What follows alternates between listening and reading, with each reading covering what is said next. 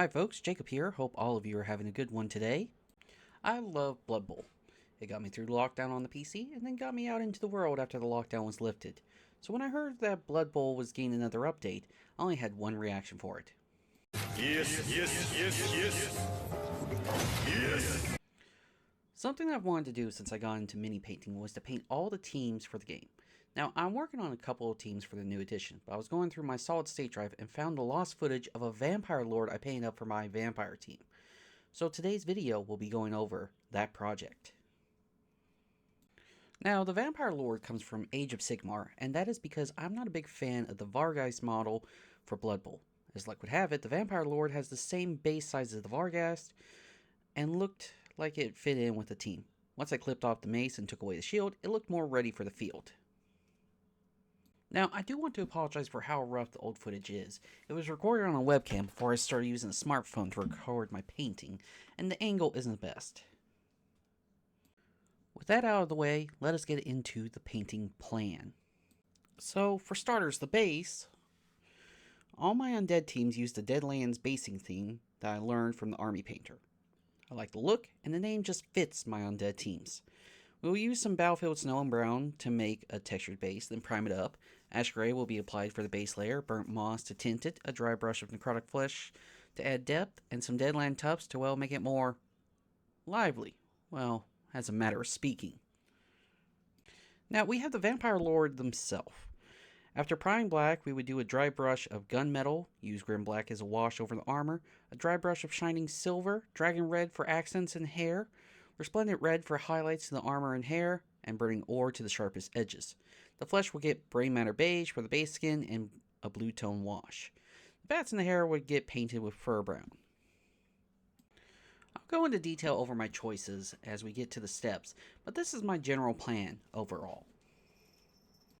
All paints used will be listed in the description below. After applying the basing gravel and snow and priming the model, I applied an undercoat of matte black to the entire model. This helps the paint stick to the mini and also covers the small nooks and crannies that would be missed.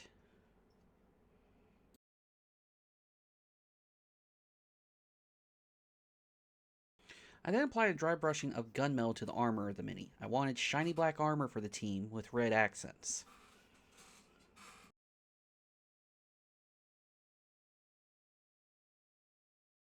I then came in with Grim Black speed paint and used it like a wash over the armor to give it the black metal look I was after.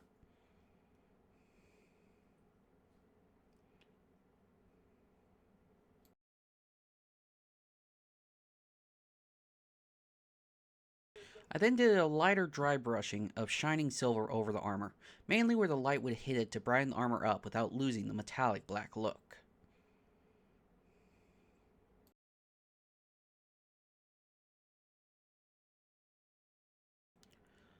I then came in with Dragon Red and layered it on the pieces of armor that I wanted to accent the black armor. I also applied it to the hair of the Vampire Lord.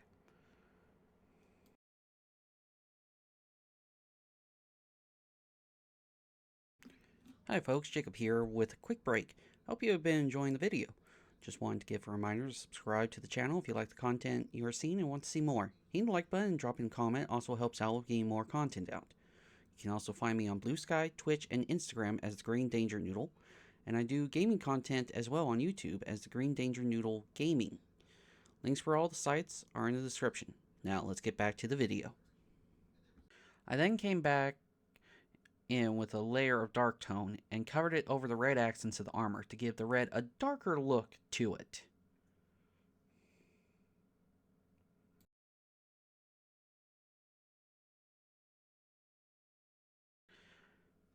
With Dragon Red back, I then applied highlights to the edges and raised parts of the accents.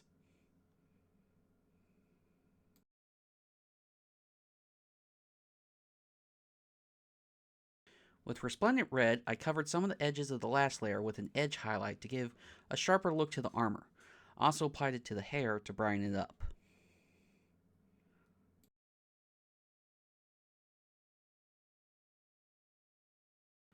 At the sharpest corners of the red armor, I applied burning ore to brighten the edge and give it a razor sharp feel to it.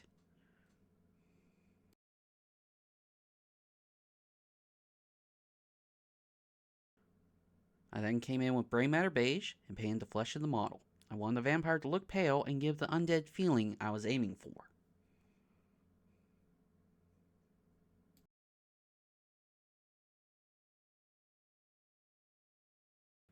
I then came in with Fur Brown and painted the bats that were flying through the hair of the vampire. I was tempted to leave them black, but I wanted an odd color on the mini.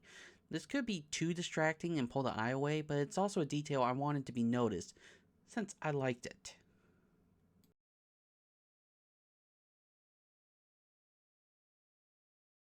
I then came in with blue tone and applied it to the skin. I wanted the vampire to look as dead as possible, and the blue tone would help highlight the bony flesh.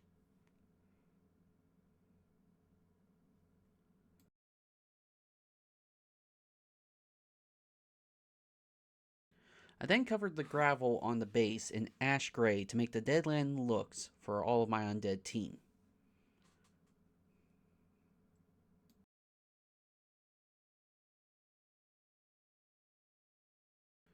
I then applied burnt moss speed paint over the ash green. This is to give it a little bit of a tint and to, add a little more depth to the color.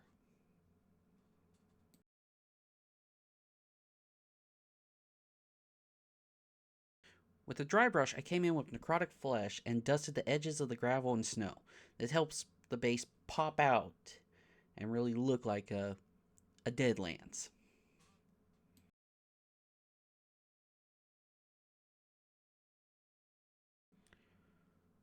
For the stone the Vampire Lord is on, I came in with Darkstone and layered it up on the rock.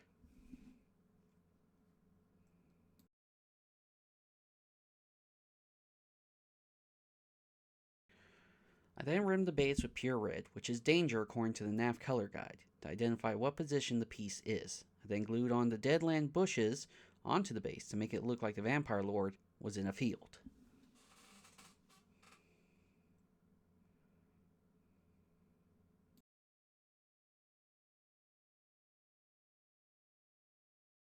With that, all I need is a spray of varnish on the Vampire Lord, and they are ready for the field. I remember before this mini that I didn't varnish my minis, mainly because I didn't realize how important it was to do that for minis you used with a lot of touching or bouncing in the box during transport. I ended up going with an acrylic satin varnish because I didn't want a matte flat look, but I didn't want a gloss varnish either. It was a good middle ground to add a little shine as well as protection to the paint job. Later on, I'll be applying this paint scheme to my vampire team, but I'll have to modify it a bit since they have thralls without armor on the team, so I'll have to figure out a good color that matches the scheme. So that is it for today's video. I hope you all enjoyed it. If you like this content and want to see more, hit the subscribe button so future videos show up in your feed. If you like this video or series in particular, hit the like button as it helps with the algorithm. If you have any thoughts about this project, want to talk about your own projects, or want to suggest a project for the future of the channel, drop a comment down below. If you want to be notified right away when a video goes live, hit the bell icon so YouTube can send a message right away when a video goes live. This has been Jacob. Keep painting and have a good one, folks.